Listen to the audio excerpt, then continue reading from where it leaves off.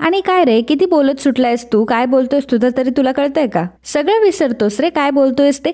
फार वाईट अवस्था आहे हा तुझी. अद्वैत म्हणतो की मी जास्त बोलतोय आणि तू काहीच बोलत नाहीये. ठीक आहे. अद्वैत आता तिच्या पुढे हात जोडतो आणि म्हणतो की तू तुझ्या कामाला जा आणि निदान तुझं तरी काम तू चांगलं कर. अद्वैत आता मागे सरकतो तेव्हा कला म्हणते की हो, तू पण जा तुझ्या कामाला वेळेत आणि तिथे जाऊन जरा काहीतरी थंड पी. आणि तसंही तुझ्यासारख्या चिडक्या माणसाच्या डोक्यावर बर्फाची लादी जरी ठेवली ना तर उकळून पाणी होईल त्याचं. मंद कुठला. आणि असं म्हणून आता कला तिथून निघून जाते. नमस्कार मंडळी, लक्ष्मीच्या पावलांनी या मालिकेच्या आजच्या भागात आज आपण बघणार आहोत. रॉकेट हा चांदेकरांच्या घरी मिसळ घेऊन निघालेलाच असतो, परंतु तितक्यातच त्याला फोन येतो आणि फोनवर त्याला समजतं की त्याची आई पाय घसरून पडलीये. जेव्हा तो ही गोष्ट कलाला सांगतो तेव्हा कला घाबरते आणि कला त्याला सांगते की तू एक काम कर, तू आता तसाच आईकडे जा आणि तू काही मिसळ द्यायला जाऊ नकोस, मी बघते काय करायचं ते. आईच्या ट्रीटमेंटसाठी कला त्याला काही पैसे देते आणि रॉकेट तिथून निघून जातो. तर कलाचे बाबा आता कलाला म्हणत असतात की एक काम करतो, आता मीच जाऊन येतो. कला म्हणते की बाबा तुम्ही कशाला जाऊन येता, मी जाऊन येते ना. तर कलाचे बाबा म्हणतात की इतर कुठल्या ठिकाणी जायचं असतं तर मी तुला स्वतःहून म्हटलं असतं, परंतु आता चांदेकरांच्या घरी जायचं म्हटल्यावर मलाच जावं लागेल, नाहीतर उगाच तिथे तुझा अपमान वगैरे होईल. तर कला म्हणत असते की बाबा मला तुमच्या मानापुढे माझा अपमान काहीच वाटत नाही आणि त्यातल्या त्यात तिथं आई आहे म्हटल्यावर तिथं जर काही घडलं तर आई स्वतःलाच त्रास करून घेईल. तर मंडळी, मला तुम्हाला एक महत्त्वाची सूचना करायची आहे. आपल्या चॅनलवर तुम्ही येता परंतु तुम्ही सबस्क्राईब करत नाहीत आणि जितके आपले व्ह्यूअर्स आहेत त्यापैकी सबस्क्राईब मात्र 2% सुद्धा नाही आहेत. त्यामुळे प्लीज जर तुम्ही हा व्हिडिओ बघत असाल तर आत्ताच चॅनलला सबस्क्राईब करा. धन्यवाद.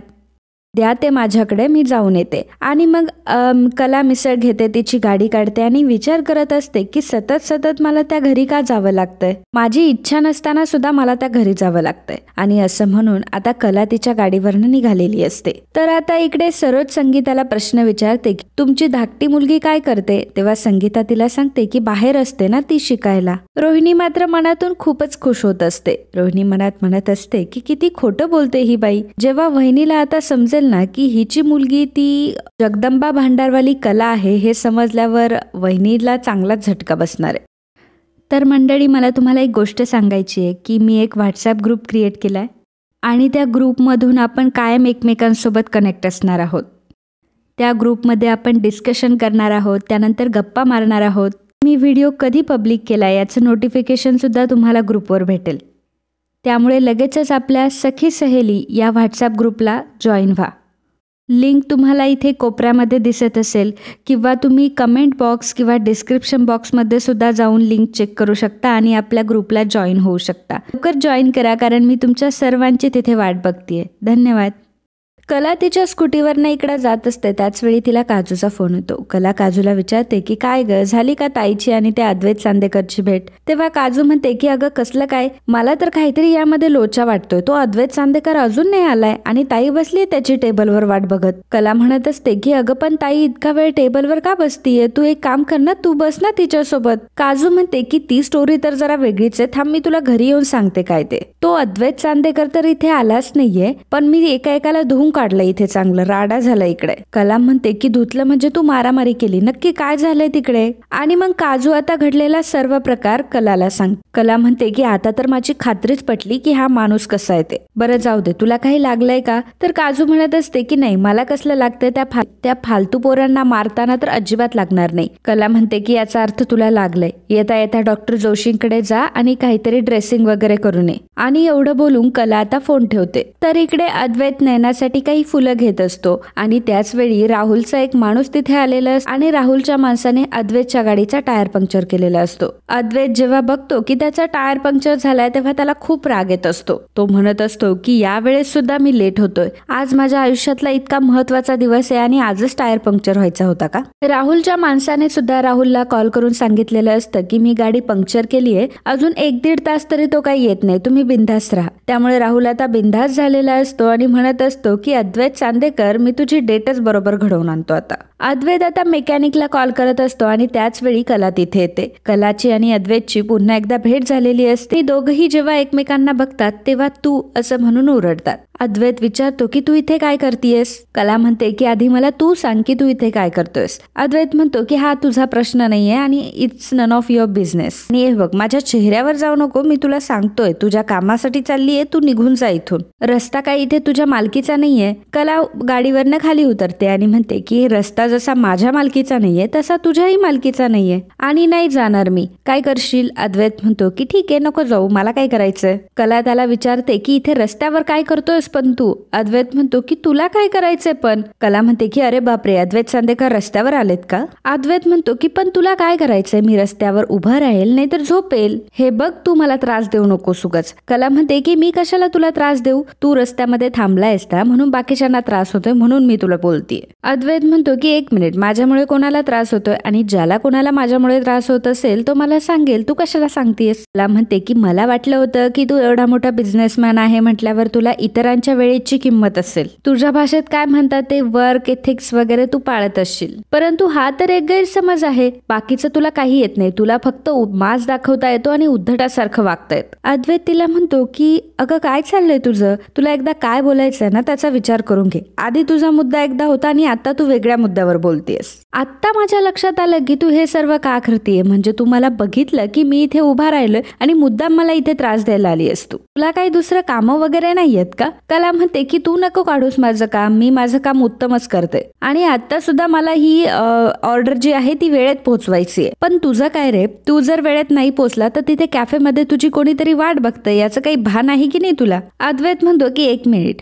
मला कधी जायचं, कसं जायचं, कुठे जायचं कॅफेमध्ये माझं मी बघेल. आणि त्यानंतर अद्वैतला प्रश्न पडतो की हिला कॅफेमधली बात कशी काय माहिती. अद्वैत तिला विचारतो की मला सांग की तुला कसं काय कळलं मी कॅफेमध्ये चाललोय, किंवा तुला कसं काय कळलं की कोणीतरी माझी कॅफेमध्ये वाट बघतंय. कला पलटते आणि म्हणते की कोण, मी पाठलाग आणि तुझा अडलंय माझं. आता 1.5 मिनिटापूर्वी तूच तर म्हणालास ना की माझी कोणीतरी वाट बघते, मला उशीर झालाय म्हणून. कॅफेमध्ये तुझं कोणीतरी थांबलंय. काय झालं, विसरलास का तू. अरे हा, आता माझ्या लक्षात आलं की तुला ऊन लागलं असेल ना, ऊन बाधलं असेल तुला. अद्वैत म्हणतो की पण मी असं कधी म्हणालो, मी कॅफे हा शब्द सुद्धा उच्चारलेला नाहीये, उगाच विषय वगैरे वाढवू नकोसा. कला म्हणत असते की मी विषय वाढवतच नाहीये, उलट तूच माझ्या वाटेत आलायस आणि रस्त्याच्या मध्ये उभा होतास म्हणून मी हॉर्न वाजवत होते. आणि काय रे, किती बोलत सुटलायस तू, काय बोलतोयस तुझं तरी तुला कळतंय का. सगळं विसरतोस रे, काय बोलतोयस ते.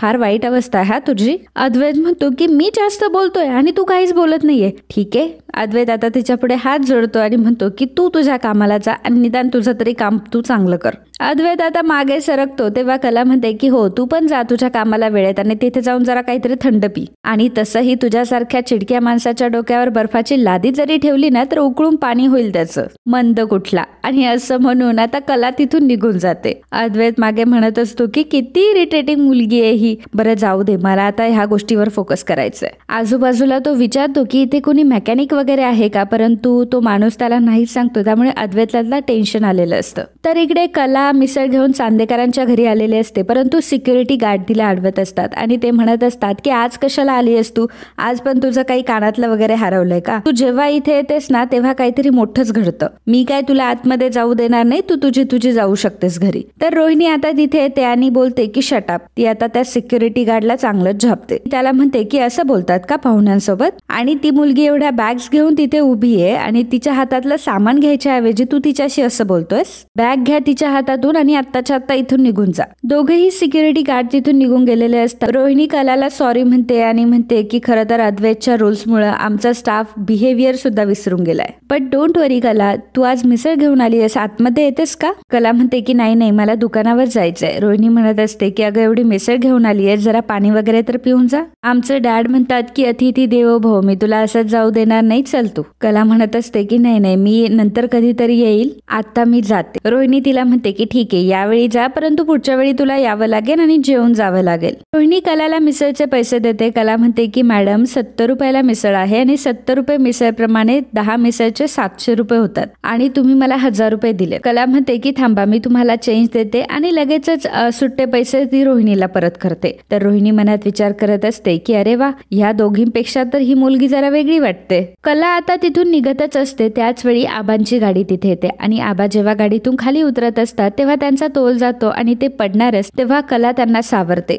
आबा कलाला म्हणते की आबा तुम्ही ठीक तर आहात ना? तेव्हा आबा म्हणतात की हो हो मी ठीक आहे, पण तू इकडे कशी? तू कलास ना? कला म्हणते की हो, मी इथे तुमच्या इथे मिसळचं पार्सल द्यायला आले होते. आबा तिला आशीर्वाद देतात आणि तिथून निघतच असतात. त्याच वेळी आबांना एक कॉल येतो आणि आबांना एक आनंदाची बातमी भेटलेली असते. पुन्हा एकदा कलाच्या लक्ष्मीच्या पावलांनी आबांच्या घरी एक नवीन आनंदाची बातमी आलेली असते. त्यामुळे आबा मनात म्हणत असतात, ह्या पोरीचे पाय जेव्हा बी आमच्या घराला लागतात तेव्हा काहीतरी चांगलंच होत. आबा कलावर खूप खुश असतात. त्यानंतर कला ही तिथून निघून जाते. तर इकडे नैना ही कॅफेमध्ये अद्वैतची वाट बघत असते, परंतु अद्वैत अजून आलेला नसतो. त्यामुळे ती फार बोर झालेली असते आणि इकडे तिकडे फिरत असते. त्याच वेळी राहुल तिथे येतो आणि मुद्दाम तिला धक्का देतो. तो मुद्दाम तिला पाडतो आणि मुद्दाम सावरण्याचं नाटक करतो. राहुल तिला म्हणतो की सॉरी. तर नैना म्हणते की काही नाही, एवढं काही लागलं नाहीये मला. तर राहुल तिला म्हणतो की नाही, सॉरी त्यासाठी नव्हतं, सॉरी यासाठी होतं की तुझ्यासारख्या सुंदर मुलीला इतकी वाट बघावी लागली. नैना त्याला म्हणते की नाही इट्स ओके.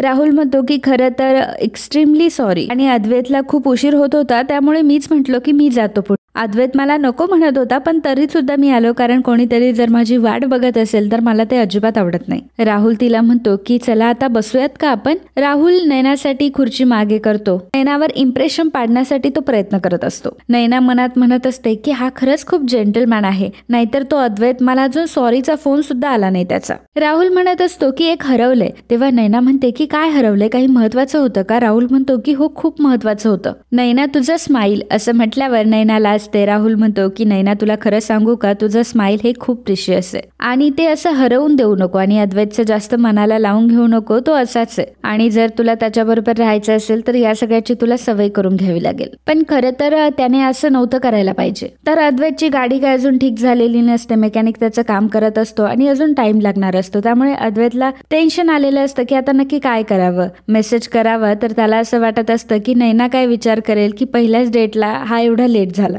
म्हणजे याला वेळेची अजिबात कदर नाही. आणि मित्रांनो आजचा हा भाग इथेच संपतो. पुढील भागात आपल्याला पाहायला मिळणार आहे बाबा कलाला म्हणत असतात की अगं जे पण काही करायचंय ना ते आपण सगळे मिळून करूयात. काजू म्हणते की पण नैना दीदीला आहे का काही याचं? जर तिला खरंच काही वाटत असतं ना तर तिने माझ्या फीसचे पैसे असे गायब नसते केले. हे जेव्हा बाबांना कळतं तेव्हा त्यांना धक्का बसतो. राहुल आता नैनाला जे अद्वैतने तिच्यासाठी वॉच घेतलेलं असतं आणि ते उगाच राहुलने ढापलेलं असतं ते वॉच आता तो नैनाला देत असतो आणि ते डायमंड वॉच बघून नैना मात्र खूप खुश झालेली असते. तर इकडे रोहिणी संगीताला सांगते की मी अद्वैतची आत्या म्हणून हे लग्न जाहीर करते, परंतु सूरज तेव्हा म्हणते की मी अजून लग्नाला होकार दिलेला नाहीये. तर मित्रांनो असेच लक्ष्मीच्या पावलांनी या मालिकेचे डेली अपडेट बघण्यासाठी आत्ताच आपल्या चॅनलला सबस्क्राईब करा आणि हा व्हिडिओ जर तुम्हाला आवडला असेल तर व्हिडिओला लाईक आणि कमेंट करायला अजिबात विसरू नका. धन्यवाद.